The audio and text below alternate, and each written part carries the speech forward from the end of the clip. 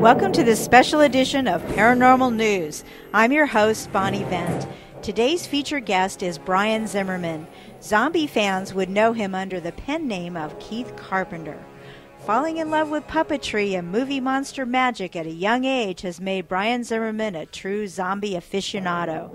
Born in a small town in Texas, the highlight of his week was to go to the local cinema and catch the latest Romero zombie film. Brian's love for all things zombie and puppetry brought him to writing a movie screenplay that took the zombie genre in a brand new direction. Welcome to Paranormal News, Brian.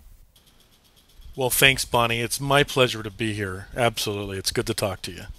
What inspired you to become a writer, and when did the puppetry come into play? Well, that all started really when I was a teenager. Back when I was 14 years old, I was I was a dyslexic teenager who hated to read because I was so slow, and I was always so afraid of being called upon to read in front of the class or other kids or whatever. But I had a teacher that saw me doodling one day. I was drawing some funny characters, and I used to sit in class, when I didn't have anything else to do, and sometimes when I did have other things to do, but anyway. And I would design puppets, I would draw creepy things, monsters, all kinds of crazy things. Wow, great. And anyway, one day I was drawing these funny characters, and my teacher in the library basically suggested that I take the characters and write a story about them. I took her to heart, and I went home and wrote my first novel, and it was about 150 pages long. It took quite a long time to do it. But I bet. The puppetry actually came in before that. At the age of about 10, I got involved in puppetry and learned how to use puppets and started writing scripts and making costumes. I got really, really into it. By the time I was 12, I was doing it professionally for birthday parties and things like that. The troupe that I was a part of kind of fell apart, and I started doing it on my own. And by the time I was 16, I was doing seminars and teaching people how to start puppet troupes, and I was really, really heavily into it. And I've done that as a career for quite a long time, for about 30 years now, and I've done television and live performances, and I've been a puppet builder for years. So that all started early too, and it was the love for that, puppetry and movie animatronic monsters and movie makeup and monster makeup. And in college, I took theatrical makeup and learned how to do all the blood, guts, and gore stuff. And so I was always interested in that. It was always something that really, intrigued me. And so at a young age, I'd have to say it was that interest that caused me in my first zombie movie experience to not only be scared and grossed out, but completely curious about how people like Tom Savini and these different people that worked on a lot of those early zombie movies, made all of that stuff look so real. So Brian, when did you first discover a love of all things zombie? Well, that would be when my best friend, who at the time he was about 13 or 14, I was around the same age, he got a summer job at a movie theater. And he invited me to the midnight matinee, to watch it for free, the midnight matinee of Night of the Living Dead. Now, this was probably 10 years after it came out, or a little bit more, a little longer than that, maybe about 15 years after it came out. So I had heard of the movie, and I'd never seen it. It kind of had a stigma when it came out of being, having a lot of controversy around it. But I went and watched it, and I absolutely was terrified. Me too. Not in a way that pushed me away from it, but in a way that just made me, I was intrigued by it. And I grew up in a household where my parents liked horror movies. I grew up watching horror movies, all the movie monsters and all the creepy, movies and things that were coming out at the time. I was right on top of all of it. I mean, I watched, Chainsaw Massacre and things like that. Even as a teenager, I was not, it didn't faze me. I enjoyed it. My parents, like I said, were into that kind of stuff. So the puppetry and the love for movie monsters and animatronic monsters and things like that, that really caused me to have a tremendous interest to watch these zombie movies that like the ones Romero was doing, and just see how realistic it could look. I remember watching Romero's third movie, Day of the Dead, and watching a scene where There was a character in the movie that was fighting the zombie and knocked the zombie down and grabbed the most convenient weapon available, which was a shovel, shoved it into the zombie's mouth, and used the blade of the shovel to basically cut the zombie's head in half and pop the top of the head off, where it rolled away, and the camera followed it as it rolled. It stopped upside down, and then you saw the eyes still moving. Ew, icky. And it was just really disgusting and really gross, but I loved it. I was like, wow. In that same movie, there were lots of scenes where, lots of guts and zombies spread out on a, operating table and being taken apart. And it just was so fascinating to me how realistic this stuff looked. Now, I mean, you go back and look at it now, and it looks kind of cheesy, especially when you're comparing it to what people are doing today in movies. But it just really mesmerized me, and it caused me to really develop a love for zombie movies. And then later on, that turned into, just a love for reading novels, which, got me going. But that's really where the original love started. I mean, I started collecting zombie movies, in my early to mid 20s, and especially since I've moved here to Asia, I've given Amazon.com a whole lot of business. I bet. Just because it's hard to get some of those movies here, so I have to order them there. But I've got quite a collection now, and I just I don't know. I've always loved them ever since I was a kid, and to this day, I get excited when a new good zombie movie comes out. Wow, great. You have 2 zombie books recently released. Can you tell us a little bit about each story? Wow. Well, how much time do you have, Bonnie? Because I can go on all day. Not that much, Brian. Seriously, though. Well, the first book that came out that I was just talking about earlier is Zombie Circus, that was based on the screenplay. Zombie Circus is basically a story about a little Bible Belt town in the U.S. that back in 1946, Circus rolls into town, and there's a very self-righteous preacher kind of character that hates circuses, thinks they're full of ne'er-do-wells and drug addicts and prostitutes and that sort of thing. So he decides to run the circus out of town. Well, anyway, a mob gathers, and they decide they're going to run the circus out of town, and they end up burning it to the ground and killing everyone. It's kind of an accident, sort of, but not really an accident.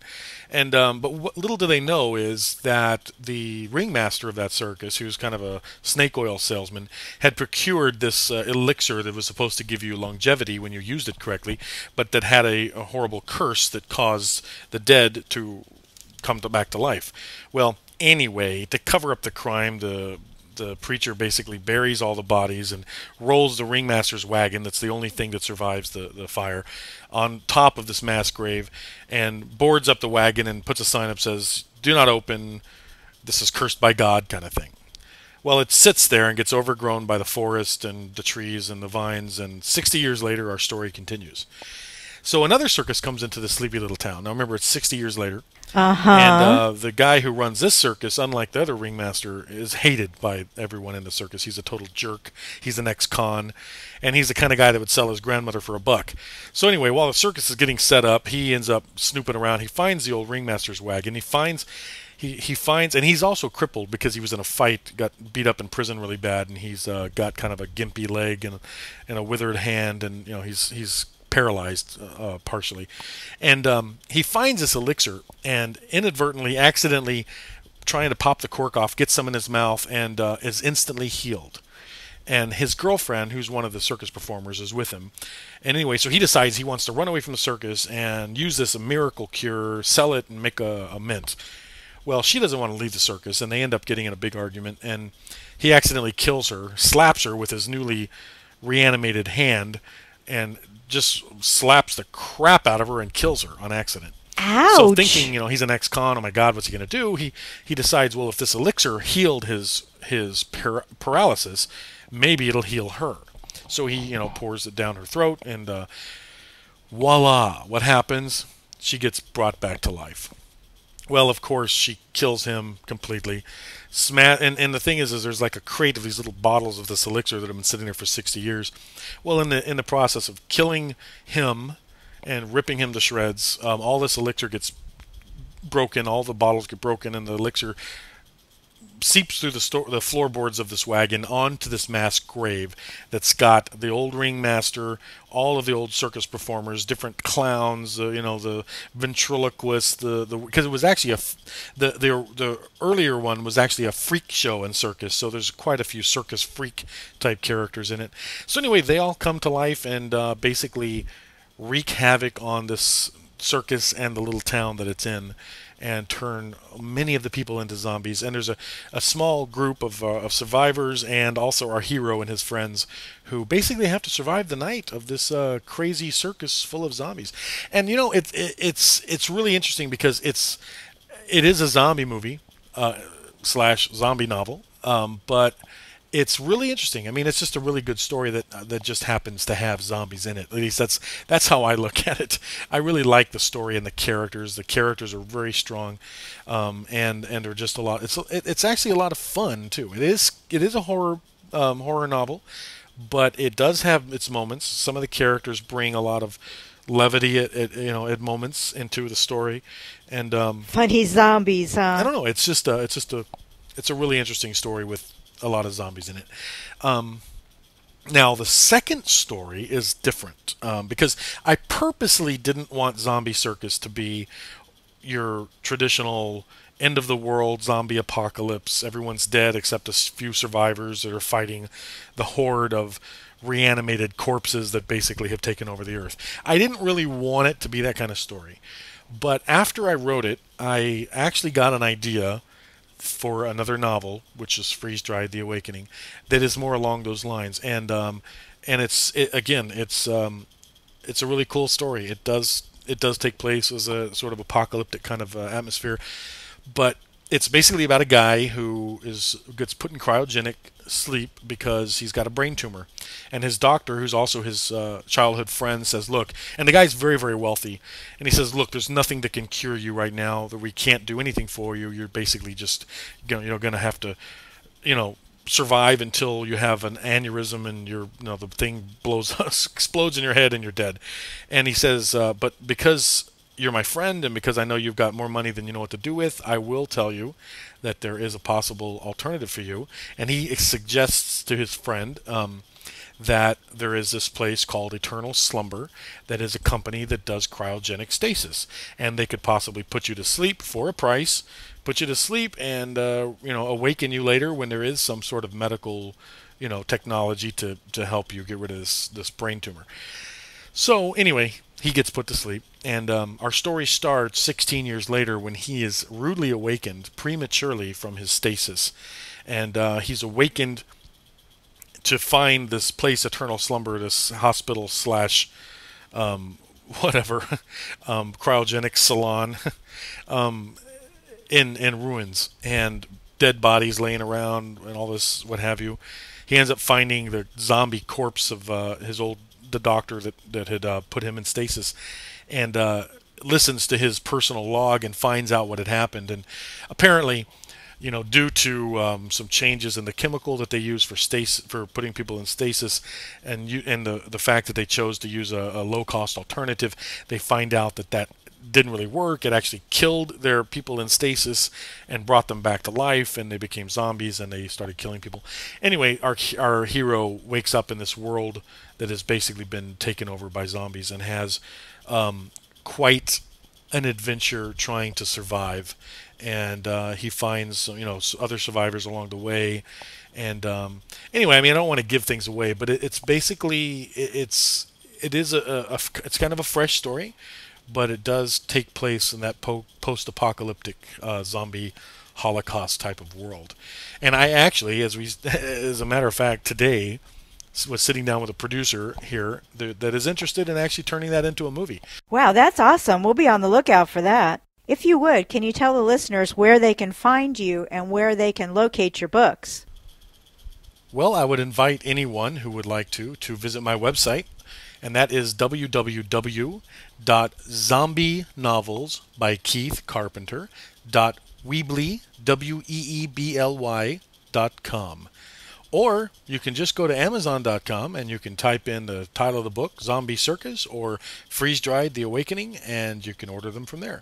And I would love to hear feedback from anyone. And my email address is freezedriedtheawakening@gmail.com. It was great having you as our special guest. Thanks very much, Brian. Well, Bonnie, it was absolutely my pleasure. And I hope we can do it again sometime real soon.